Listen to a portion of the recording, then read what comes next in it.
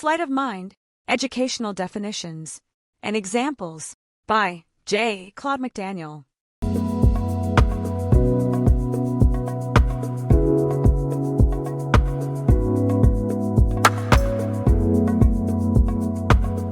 It started with a simple sentence. You were never there when I needed you. Alex froze, the words hanging in the air like smoke he couldn't clear away. Every memory he held, late nights rocking his child to sleep, front row seats at soccer games, birthday candles he helped light, crashed down around him. It wasn't just that his child believed a lie. It was that they believed it absolutely, with no hesitation, no memory of the truth they once shared. That was the power of gaslighting. Quiet. Invisible. Total. Gaslighting is one of the most psychologically damaging tools in the narcissist's arsenal. Unlike overt aggression, gaslighting is a slow, calculated erosion of a person's ability to trust their own thoughts, feelings, and memories. Defined as the act of manipulating someone into doubting their own sanity, memory, or perception of reality, gaslighting is often subtle, persistent, and carried out over long periods of time. For both children and adult targets, its effects can be devastating, creating long-term confusion, self-doubt, and emotional paralysis. Most disturbingly, gaslighting is often invisible while it's happening.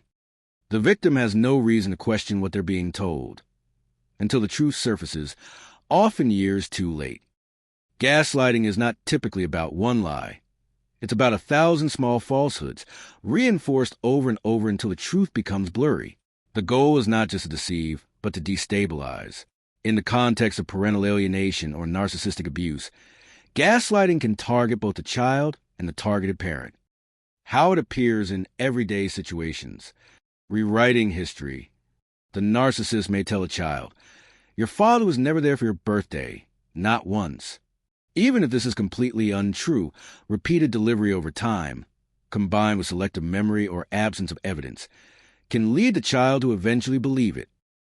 Inserting lies with emotional authority. Statements like, "Your mother will never admit this, but she always hated you asking questions," delivered with emotional weight, are often more powerful than facts, especially to young, emotionally vulnerable children. Using guilt and shame to enforce falsehoods. A narcissistic parent may imply that remembering events differently is wrong or disloyal, causing the victim to suppress their own recollections in favor of the planted narrative. Discrediting the target. The child may hear things like, "He'll never tell you the truth because he can't face what he did." This creates a lingering doubt that poisons future conversations, even when the target speaks openly and honestly. For children who grow up under gaslighting often suffer from identity confusion, anxiety, and a warped sense of loyalty. They may reject the innocent parent not because of direct abuse, but because of manipulated belief systems fed to them slowly over time.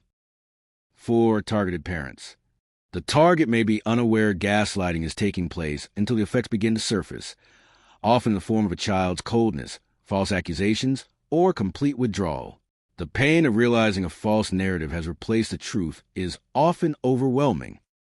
Testimonial example. Years after my divorce, my child said something that stunned me. "You were never home when I needed you." I was shocked. I had been there for every game, every recital. Later, I discovered my ex had told him, for years, that I left him alone, that I only cared about work. One of the lies was, "Your other parent will never admit this, but they were always selfish." I had no idea it was happening.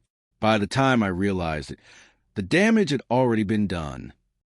Gaslighting doesn't shout, it whispers, over and over, until the truth is drowned out.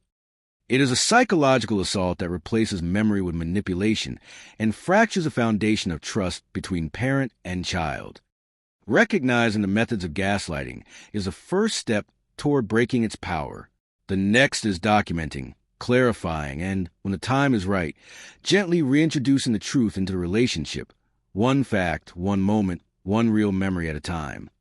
In the very next section, we will examine how to identify active gaslighting campaigns and how to begin safely reversing their effects through documentation, validation, and emotional support.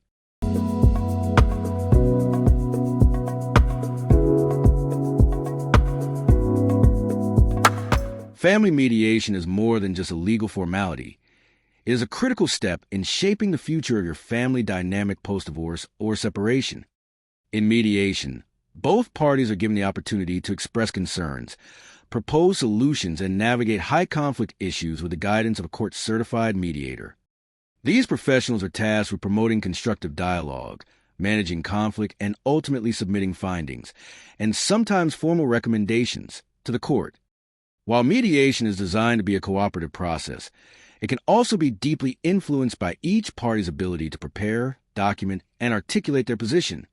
In cases involving psychological manipulation, parental alienation, or narcissistic behaviors, preparation becomes even more vital. Over the last 2 decades, family courts have slowly begun acknowledging the impact of mental health disorders, toxic household environments, and behavioral patterns such as narcissistic abuse on custody and visitation decisions. However, progress is uneven and still far from comprehensive. Organizations like the American Psychological Association, APA, and National Alliance on Mental Illness, NAMI, provide valuable mental health guidance, but their literature does not always address the complexities of parental alienation, covert abuse, or the long-term psychological effects these dynamics create. Unlike entities such as the Food and Drug Administration, FDA, which are more reactive and policy-driven, mental health frameworks often take years to evolve.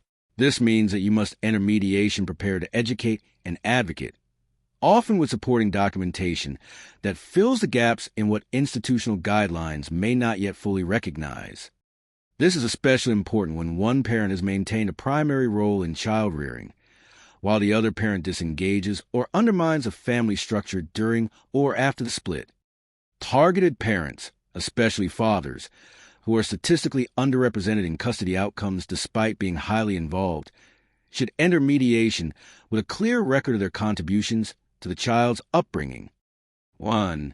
Document parental involvement or keep a log of daily or weekly caregiving duties, meals, schoolwork, bedtime routines, medical visits, and transportation activities.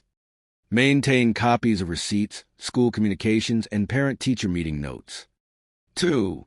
Log abandonment or withdrawal patterns by the other parent or note missed visitations, last-minute cancellations, refusals to communicate, or a lack of participation in critical parenting responsibilities.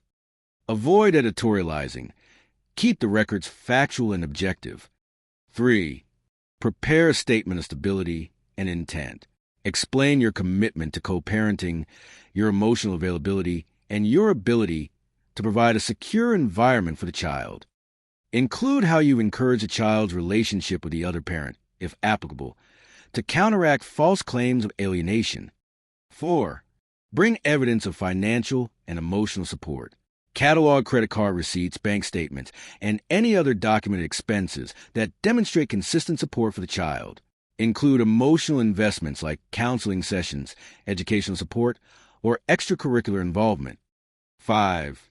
Work with counsel to frame psychological dynamics. If the case involves manipulation, gaslighting, or alienation, your attorney should help frame these realities in a way the mediator can understand. Use established psychological literature or professional affidavits when possible. Mediation is your opportunity to present your truth, backed by evidence, intent, and emotional stability. In high conflict or psychologically complex family disputes, preparation is not just helpful, it is essential. The mediator's report can heavily influence the court's perspective, and it is critical that your role as a nurturing, consistent, and emotionally invested parent is fully represented. Thank you for viewing Parental Alienation, Sleight of Mind by J. Claude McDaniel.